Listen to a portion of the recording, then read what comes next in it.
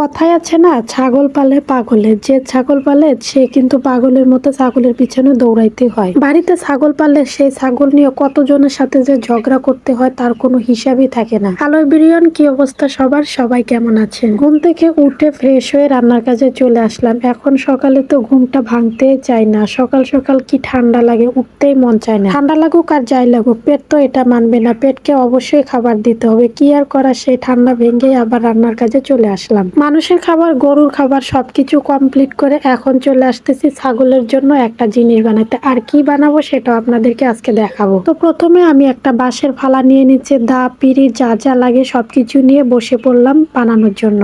আমি আজকে যে জিনিসটা বানাবো এটা কিন্তু আমার লাইফের প্রথম এই জিনিসটা বানানো। আর সামনে কিন্তু মা বসে আছে, মা আমাকে দেখায় দিতেছে কিভাবে কিভাবে বানাইতে হয়। যেহেতু এটার বিষয়ে আগের কোনো এক্সপিরিয়েন্স নাই, ফার্স্ট টাইম বানানো, তাই কিছু ভুল হইতে পারে। তার জন্য মা আমাকে দেখাই দিতেছে কিভাবে কিভাবে বানাতে হবে। বাঁশের কাটাকুটির কাজে আমি একদমই পারদর্শী নাই, খুব হালকা পাতলা বাঁশ কাটাকুটি করতে পারি, তবুও যতটুকু পারি আমি করার চেষ্টা করি। বাঁশের কাটাকুটির কাজ আমাদের বাড়িতে আমার বড় ভাই খুব করতে পারে, প্রত্যেকটা জিনিসই অনেক সুন্দর করে বানাইতে পারে, খুব এই কাটাকুটির কাজে পারদর্শী। যাই হোক, আমার এত পারদর্শী হওয়ার দরকার নেই, আমি যতটুকু পারি মেয়ে মানুষ হিসেবে এতটুকুতেই আলহামদুলিল্লাহ। আজকে আমি যে জিনিসটা বানাবো এটা হলো ছাগলের খুঁটি। ছাগলটার খুঁটিটা আগেরটা ভেঙে গেছে, এখন নতুন করে একটা বানাইতে হবে। মা আমাকে বলতেছিল যে একটা খুঁটি বানায় দেওয়ার জন্য।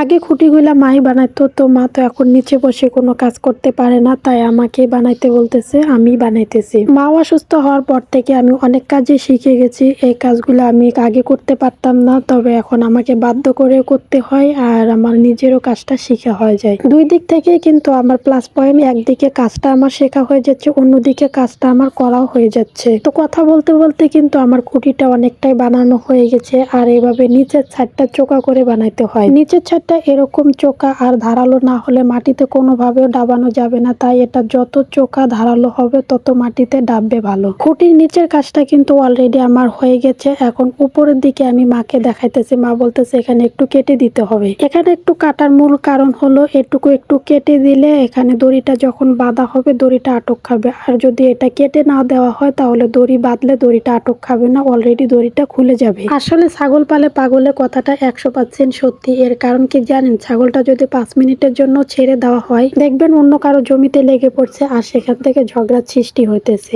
এজন্য আমার কাছে ছাগল মনে হয় না পালাই ভালো।